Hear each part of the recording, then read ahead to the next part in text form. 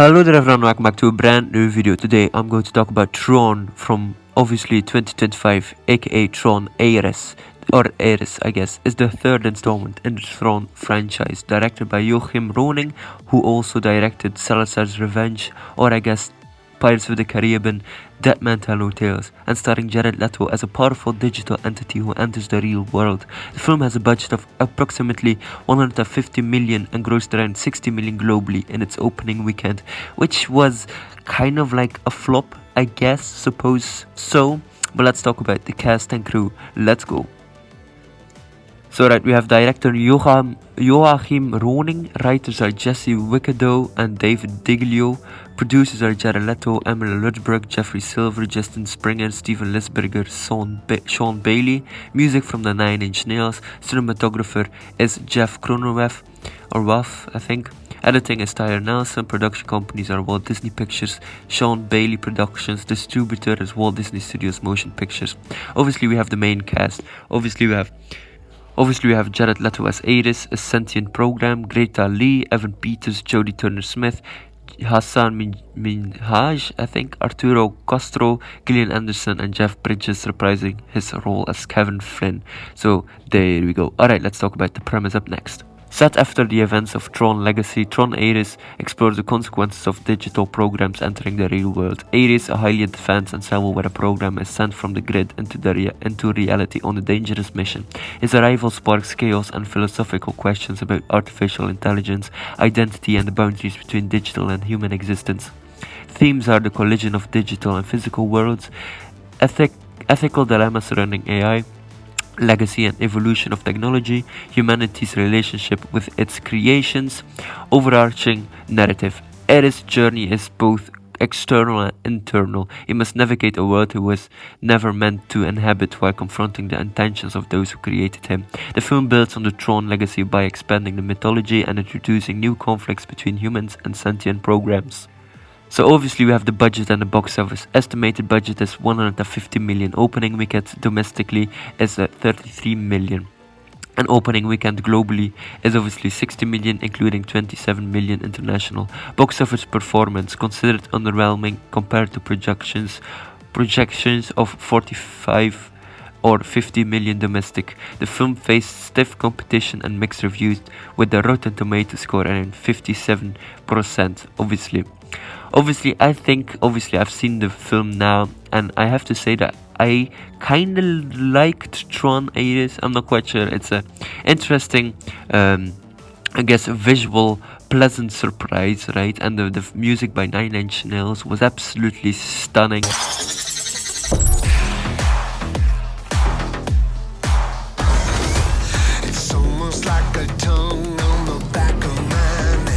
But obviously the story lacked, I guess, compassion, because Ares was kind of like this program, and he was kind of stiff. He kind of had one hobby or interest, I guess, that was like music from the 80s, which was kind of weird and kind of random, but whatever. Obviously Jared Leto is a controversial figure, and I'm not really a big fan of him, but in my opinion, I think you need to, detach the art from the artist. And obviously, him playing Ares was an interesting surprise, but he didn't really offer too much to the character, in my opinion.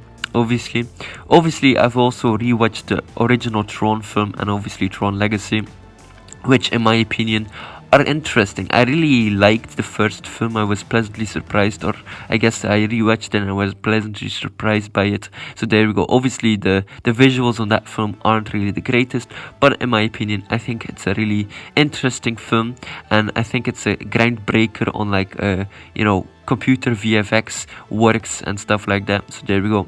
TRON Legacy is a bit an interesting one. In my opinion, I really preferred the Legacy film over Ares film, but obviously they're all very different, right?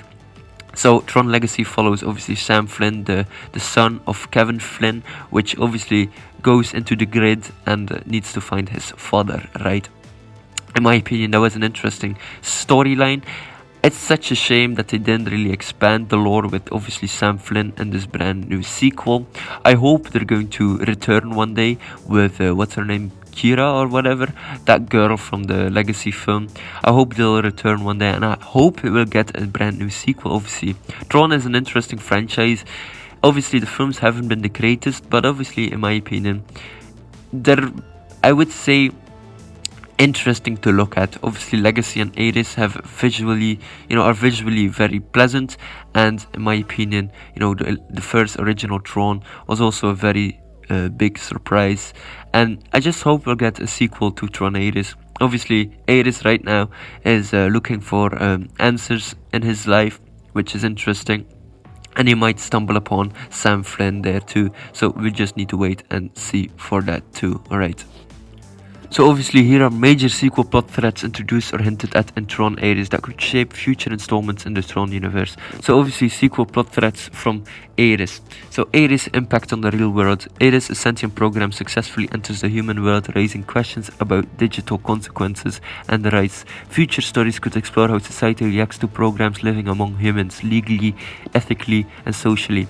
Rise of other sentient programs. Ares may not be the only one. The film hints at other programs gaining sentience and seeking freedom from the grid.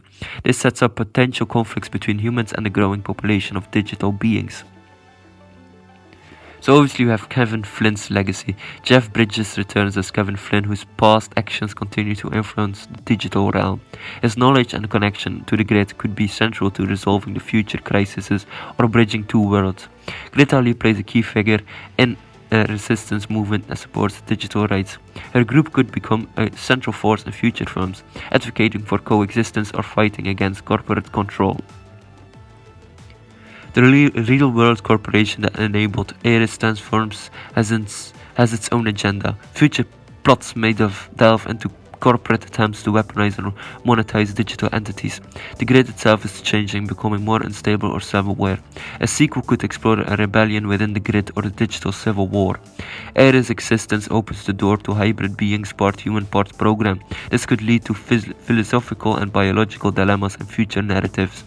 Obviously, I would love to see a Tron 4, but we just need to wait and see. Obviously, digital civil rights movements. Ares' emergence could spark a global debate. Should sentient programs have rights? Greta Lee's character might lead a movement advocating for digital personhood, clashing with governments and corporations. The grid strikes back. Programs still trapped in the grid may rebel, demanding freedom.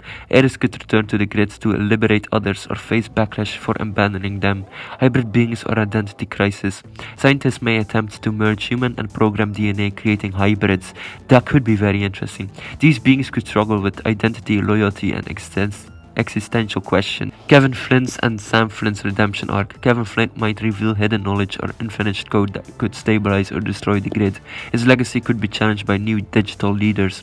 Obviously by that time Kevin Flynn, so Jeff Bridges, might be a bit older, but I would love to see him return in the sequel. So there we go. I hope they're planning a new one, so yeah, I just need to wait and see for that, right? So the rise of a digital antagonist. A rogue program jealous of Ares' freedom could infiltrate the real world with destructive intent. This sets up a battle not just for power, but for, obviously, ideology. Quantum bridge between worlds. A new technology might allow seamless travel between the grid and reality. This could lead to a digital diaspora or full-scale invasion. So obviously a sequel to Tron Ares is not officially confirmed yet, but Disney has hinted that future Tron films may happen depending on the success of Tron Ares, which obviously with the box office weekend, that didn't go well. Maybe they're just, thinking about it, but I'm not quite sure. Like, Tron is a very interesting franchise to make films out of. So anyway, the franchise is being actively revisited, and key creative figures have expressed interest in continuing this story. So Tron Ares from 2025 is the third film or third installment in the Tron series, following Tron from 1982 and Tron Legacy from 2010. It stars Jared Leto as Ares, obviously, the sentient program who enters the real world, and features returning cast members like Jeff Bridges as, obviously, Kevin Flynn. So let's recap here. The film is described as a soft reboot and takes place 14 years after the events of Tron Legacy, introducing new characters and expanding the mythology. Disney has not officially greenlit Tron 4, but producers Justin Springer and other creatives involved have suggested that the story could continue if Tron Ares performs well at the box office. So director Joachim Roning and production designer Darren Guilford revisited ideas from Joseph Kosinski scrapped Tron Legacy sequel, which obviously was an interesting story that they scrapped in 2012 or something like that. But that was, you should look into that. It's very, very interesting story. Blending real-world action with digital spectacle, the film features light cycle chases, laser attacks, and multiple digital grids, aiming to satisfy long-time fans while attracting new audiences. So there we go. If Tron Ares continued to build momentum, a fourth film could delve deeper into the ethical, philosophical, and technological consequences of digital life crossing into reality. Obviously, what do you want to see for the outline for Tron 4? Let me know down in the comment section below. And that's pretty much it for me today, ladies and gentlemen. Hopefully you enjoyed this video. Don't forget to like and subscribe, and I will check you later. Goodbye. Ready?